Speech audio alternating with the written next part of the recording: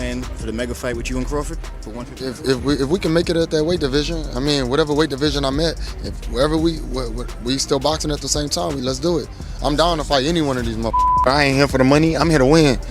You know what I'm saying? Straight up, the money already here, and I got it already. And it's gonna come, Mo gonna come. But why would I get in the ring over, an injury? Jermell Charlo has just called out Terence Crawford for a possible showdown after Crawford's win over Canelo. However, Crawford made it clear that he's not thinking too far ahead. He said he feels great, is in top shape, and is focused on taking things one fight at a time, ready for whatever challenge comes next. Want to be actively fighting?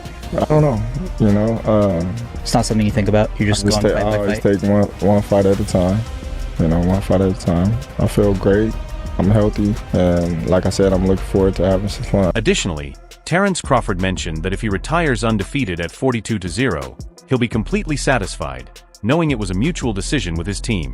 He explained that he's already made history, accomplished all his goals, and would leave the sport on his own terms, with no regrets or unfinished business. To not fight again, you'd be undefeated at 42-0.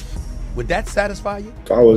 If that was the decision that I made, my team made, for me to walk away, away from the sport, then of course I'll be, content and happy because that's the decision that I made. I'm not gonna make something, that I'm not comfortable with. I had a great career. I've done some tremendous things in the sport of boxing. I made a lot of history. What can I not be proud of if I walked away from the sport right now? I don't have no regrets because everything that I did it my way. So if I was to walk away from the sport right now, I wouldn't have no reason to hold my head. However, another fighter eyeing a match with Terence Crawford is none other than David Benavidez. Crawford acknowledged that Benavidez is a big fighter who might not even make 168 pounds anymore, looking more like a natural 175-pounder. He said people need to be realistic about the size difference, but still showed complete confidence in his abilities, believing he can beat anyone who steps in front of him. If you were at 168, when we think about anybody at 168 outside of Canelo, the first name that comes to anybody's mind is David Benavidez. What about the potential for a fight like that? Oh, like I said, man, that's a big dude. He ain't even at 168. When you look right not now, that 175. Right? He probably can't even make 168. When you look at these fights, especially coming up, you gotta be realistic. You gotta, say, all right, how big is this dude really is? Because David Benavidez, he can fight his ass off. Me personally, I believe in my skills and my abilities. I could be anybody. Jose Benavidez Sr., David's father and trainer, said that Crawford's coach, Brian Bomac McIntyre, isn't looking for that fight right now. He explained that their main focus is David's upcoming bout on November 22nd in Riyadh, and they'll discuss future plans after that. Jose added that their goal is to make history by taking on the biggest fights, and if Crawford's team is serious, they'd be more than willing to make it happen for the fans. Crawford to fight David Benavidez. So right now, I believe that we have a tough fight, man.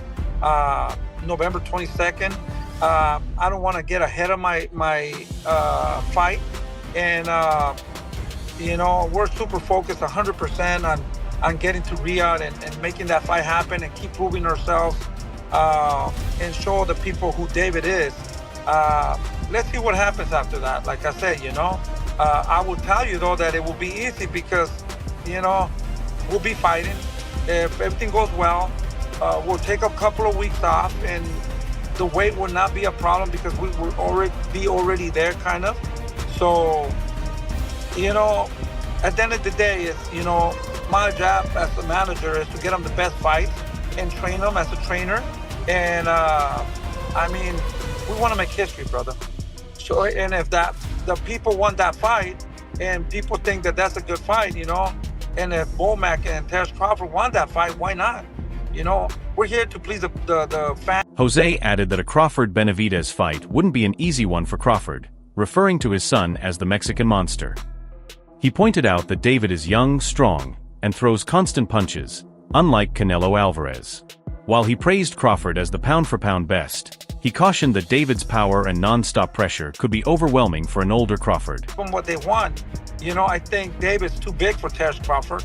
I think Terence Crawford will be like 38 years old, you know? I mean, it will not be the same as Canelo, man. We know David comes in and throws a lot of punches and put the pressure. And no disrespect to Terence Crawford, he's the best pound for pound. He's in the books to do history. He did something that nobody could do. But at the end of the day, we're talking about the Mexican monster, you know? David's young, strong, super big for Terence Crawford. And, you know, even Terence Crawford said that Kavalaskis or whatever hit harder than Canelo because the power's not there anymore. With David, it's a different story. Jeff Mayweather said David Benavidez is the fighter everyone avoids, which only adds to his value in boxing. He explained that if the right money is offered, the fight could happen, depending on whether Crawford wants it. Jeff also added that for Canelo, the smartest move after a loss would be to pursue a rematch to restore his reputation and silence any doubts. I mean, Benavidez is also the one guy that nobody's willing to fight. And if nobody's willing to fight him, that makes his value more. And so the thing is that if you get the right guy that is willing to pay for that, and I mean I don't see him saying that, okay, well, we can't afford to fight this guy. Mm-hmm. So I mean, that fight can happen if it's a fight that I think Bud won't entertain. And what if you're Canelo? I think the only thing you could possibly want is that rematch to get that a little bit of that legacy. However, Eddie Hearn said a fight between Terence Crawford and Jermell Charlo would be the best matchup in American boxing, but it would require a huge payday to entice Crawford.